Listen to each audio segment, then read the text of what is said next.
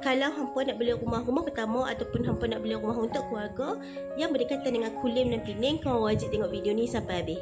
Is nak share satu projek yang sangat hot sekarang ni dekat Pening, especially dekat arah Kuda. Rumah teres setingkat dengan reka bentuk moden. Yang paling penting dia guna layout yang baru, bentuk Z. Jadi rumah ni akan dapat luas dan kemah.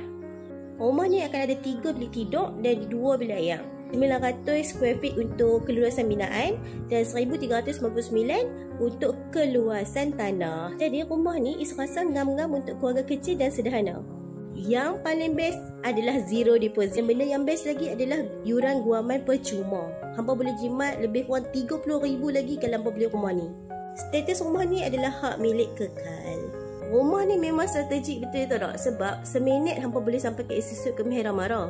Kalau 3 minit hampa boleh sampai dekat Masjid Jamek arah Kuda. Kalau 20 minit hampa boleh sampai Bukit Mentajam. 15 minit sampai Kulim High Tech.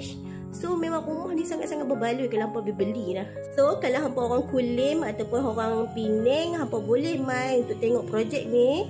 Rumah ni juga adalah satu projek township yang paling besar sekali sekarang ni dekat Pening. Kalau hampa nak tahu yang lebih lanjut pasal rumah ni ataupun township ni, apa kata hampa DM Is.